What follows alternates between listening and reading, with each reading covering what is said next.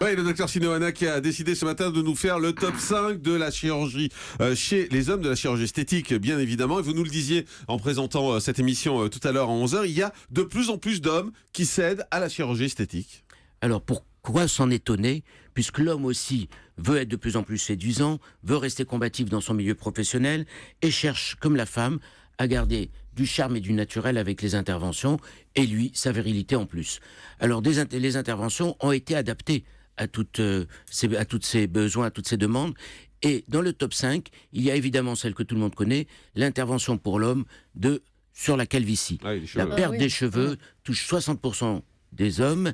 Et maintenant qu'il existe des techniques extrêmement naturelles, fiables, indolores, sous anesthésie locale, eh bien les hommes y ont de plus en plus recours. Ouais, et vous nous l'aviez expliqué d'ailleurs une fois dans cette émission, c'est-à-dire qu'on découpe plus, parce qu'avant on découpait de longues bandelettes à l'arrière du crâne, et ça se fait plus aujourd'hui. On prend les cheveux un par un, et on les replante, quoi. C'est du jardinage. Tout simplement, on prend un par un et on les replante pas, on les injecte simplement avec une toute petite aiguille, et le cheveu est à l'intérieur du canal de l'aiguille. C'est une aiguille de la taille de l'aiguille de prise de sang, donc il n'y a plus les marques, plus les champs de poireaux lorsqu'on utilise cette fameuse injection avec l'aiguille dite de Choi, qui est une technique coréenne.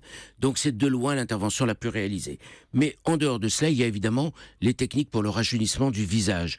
Parce que chez l'homme comme chez la femme, les fibres collagènes et élastiques diminuent, ne se fabriquent plus, et donc il y a les effets du vieillissement rajoutés au soleil, au tabac, la ptose, P-T-O-S-E, c'est-à-dire encore un nouveau mot compliqué. Je l'ai dit. Allez-y. Qui n'est pas idiomatique. La ptose, c'est-à-dire le relâchement des tissus. La ptose. D'accord. Non, c'est ptose. C'est ptose. Là, plus loin, ptose. Ah d'accord. Oui. C'est le relâchement. Ptosis des paupières, c'est les paupières qui tombent. La ptose des seins, c'est l'affaissement des seins, etc. Et on va descendre comme ça. Non. on s'arrête là. Donc, ce relâchement est corrigé principalement par le lifting cervico-facial. C'est-à-dire la technique qui va permettre de remonter les muscles au niveau du visage de façon à obtenir une disparition des bas-joues et une disparition du fameux double menton. Ça se fait chez les mecs aussi, de plus en plus. Très demandé maintenant. Et ça s'associe à des petits gestes comme la lipoaspiration du double menton.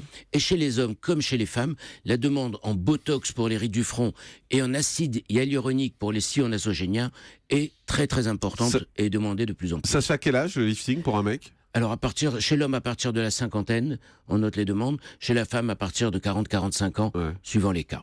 Ce qui est le plus fréquent aussi, c'est la technique de chirurgie des paupières, parce que les paupières peuvent dès l'âge de 30 ans se fatiguer, plus souvent vers 40 ou 50. Au niveau des poches inférieures, c'est ce qu'on appelle couramment les valises, les paupières gonflées sous les yeux. Eh bien, ça correspond à des hernies graisseuses. On va chercher cette petite hernie de graisse, on la retire et on referme le muscle.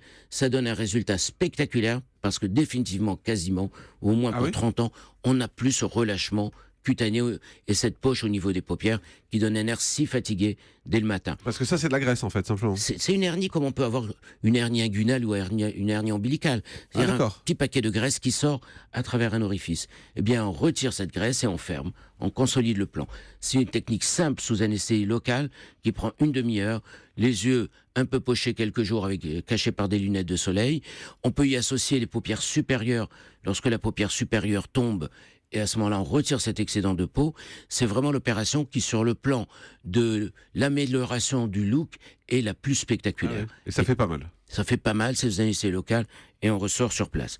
Maintenant, les interventions un peu plus importantes, l'intervention de la silhouette, c'est-à-dire les surcharges graisseuses, par la lipoaspiration, ça c'est bien connu, et l'abdominoplastie. Alors l'abdominoplastie, c'est un peu particulier chez l'homme, parce que la graisse ne se localise pas toujours devant le muscle, elle se localise parfois à l'intérieur. L'abdominoplastie, c'est le ventre, pour faire simple. Excusez-moi, l'abdomen, oui. Ouais. Elle se localise parfois à l'intérieur des muscles, autour des viscères, et celle-ci, elle n'est pas accessible. On doit faire un régime, ou lorsqu'on a pris 40-50 kilos, ça arrive, c'est l'anneau gastrique ou le bypass.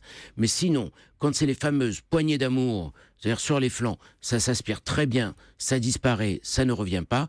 Et quand c'est la graisse au niveau des seins, la dipomastie ou la gynécomastie qui peut toucher l'adolescent à partir de l'âge de 14 ans, 13-14 ans, et un adolescent sur 7 est touché par ça. Ce complexe ne veut plus se mettre en maillot de bain parce que ça se remarque. Eh bien, on retire cette graisse par l'hypoaspiration sous anesthésie locale. L'intervention est très courte et débarrasse de ce complexe définitivement. Ouais, mais il y a des femmes qui aiment bien en même temps les poignées d'amour, non, Elisabeth? Moi j'aime beaucoup, ouais. Ouais, Mais sinon, vous vous accrochez où? C'est doudou. Pas trop. Natacha? Non. Non. Non, non. Julie, vous vous en Pas mon souvenez? truc.